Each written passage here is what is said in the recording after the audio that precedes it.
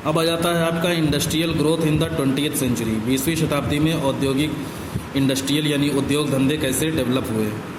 Due to the efforts of some visionaries Indian industries witnessed a slow revival in the second half of the 19th century. क्या कह रहे हैं कि 19वीं शताब्दी आधी बीत जाने के बाद कुछ विजनरीज यानी देश के प्रति एक नया सपना देखने वाले भारतीय उद्योग धंधों के लोग या भारतीय उद्योग, ठीक है, 19वीं शताब्दी के आधी बीत जाने के बाद सेकंड हाफ में कुछ भारतीय उद्योग जो कि एक अच्छा सपना देखते थे भारत के लिए, उनकी कोशिशों की वजह से धीरे धीरे जो इंडस्ट्रीज थी वो क्या होने लगी, स्लो रिवाइवल, धीरे धीरे जो है उनका फिर से पुनर्जीवन होने लगा, उनको फिर जान आने लगी उद्योग धंधों में। कुछ विजनरीज यानी देश के लिए जो अच्छा सपना देखते थे, उनकी कोशिशों की वजह से कुछ इंडियन इंडस्ट्रीज़ जो थी या भारतीय उद्योग धंधे थे, उनका धीरे धीरे फिर से उनमें जीवन आने लगा, फिर से वो चलने लगे। Mainly 2 kinds of industries developed. मुख्य रूप से 2 प्रकार के उद्योग धंधे जो हैं, इंडस्ट्रीज़ हैं, वो ज़्यादा डेवलप हुई, जिसमें प्लांटेशन इंडस्ट्रीज़ और मशीन बेस्ड इंडस्ट्रीज़ आती हैं। प्लांटेशन इंडस्ट्रीज़ क्या हैं? Vast stretches of land on which crop such as tea, coffee and rubber were grown were known as plantations. बहुत बड़े बड़े लैंड के स्ट्रेचेज यानी बहुत बड़े बड़े ज़मीन के टुकड़े जहाँ पर फसलें जैसे कि चाय, कॉफ़ी, रबर उगाई जाती थी, उन्हें प्लांटेशन कहा जाता था। There was a huge demand for these goods. इन सामानों की बहुत बड़ी मांग थी यूरोपियन मार्केट्स में, which gave an impetus to the plantation industry, जिससे कि प्लांटेशन इंडस्ट्री को एक बहुत बड़ा इम्पेटस मिला यानी बहुत बड़ा प्रॉफिट मिला। However most of these plantations were owned by the British, लेकिन फिर भी ज़्यादातर ये जो प्लांटेशंस थे इनके मालिक ब्रिटिश ही थे। The labourers who worked in these plantations, वो मजदूर जो कि इन प्लांटेशंस पर काम करते थे, वर सब्जेक्टेड टू मच ऑपरेशंस, उनको उनके साथ बहुत ही ज़्यादा अत्याचार किया जाता था। ड्यूरिंग दिस पीरियड, इस समय में T plantations were established in various parts of Assam. इस समय में जो चाय के बागान थे या चाय का जो प्लांटेशन था वो असम के विभिन्न हिस्सों में किया जाता था। बंगाल एंड साउथ इंडिया में भी किया जाता था। Several coffee plantations were also setup in different parts of India. Coffee के प्लांटेशंस भी भारत के अलग अलग हिस्सों में सेटअप किए गए। अब आ जाता है मशीन बेस्ड इंडस्ट्रीज़। ये तो आपका हो गया है प्लांटेशन इंडस्ट्रीज़। अब बात करेंगे मशीन बेस्ड इंडस्ट्रीज़ की। From the beginning of the 19th century, करें 19th सेंचुरी की शुरुआत से ही Bombay, present day Mumbai, emerged as an important trading centre.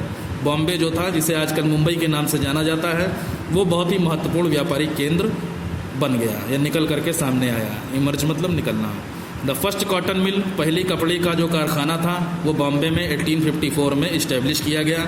By 1900 around 84 mills started operating from Bombay. 1900 आते आते लगभग 84 जो कारखाने थे वो मुंबई में या बॉम्बे में ऑपरेट किए जाने लगे, यानी उनको शुरू कर दिया गया, वो चलने लगे।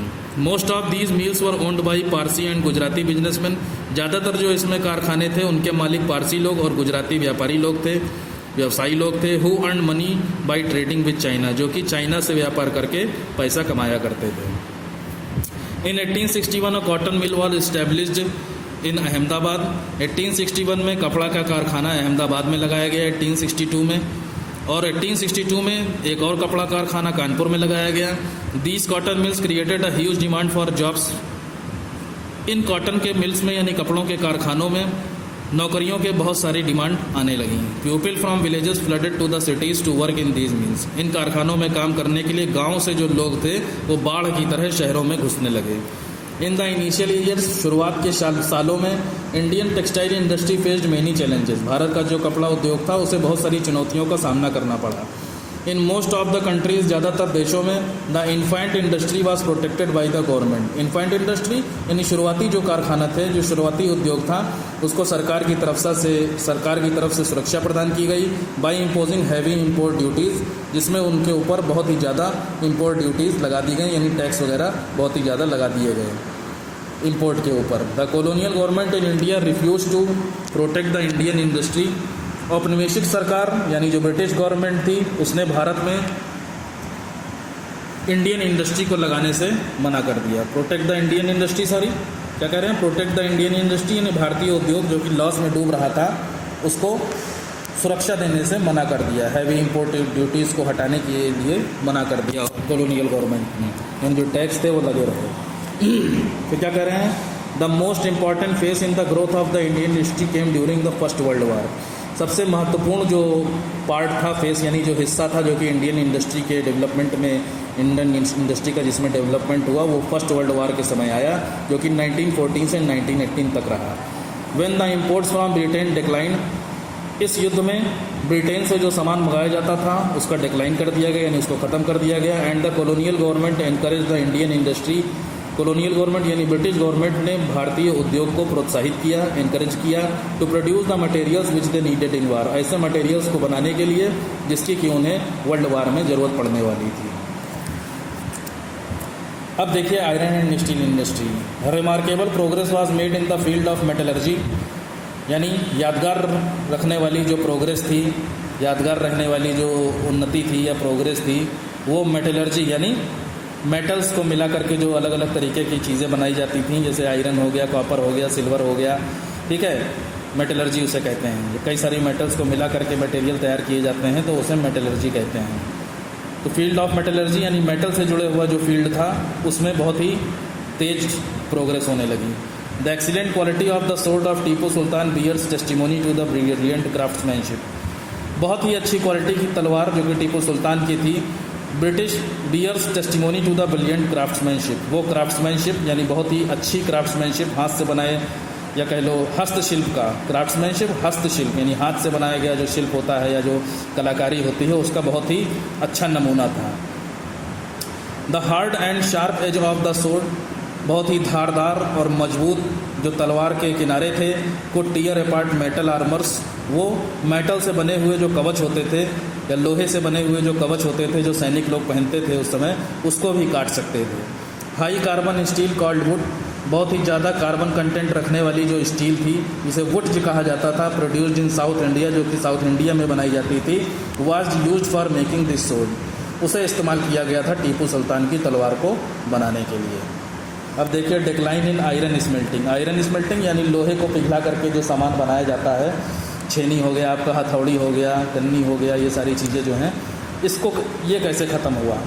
Iron smelting in India was very common till the end of the 19th century, 19वीं शताब्दी खत्म होते होते भारत में जो आयरन स्मेल्टिंग थी यानी लोहे को पिघला करके जो सामान बनाने की जो प्रोसेस थी या ये जो वर्क था वो धीरे धीरे ख़त्म होने लगा। नहीं सॉरी, वॉज वेरी कॉमन, वो बहुत ही ज़्यादा कॉमन था इंडिया में।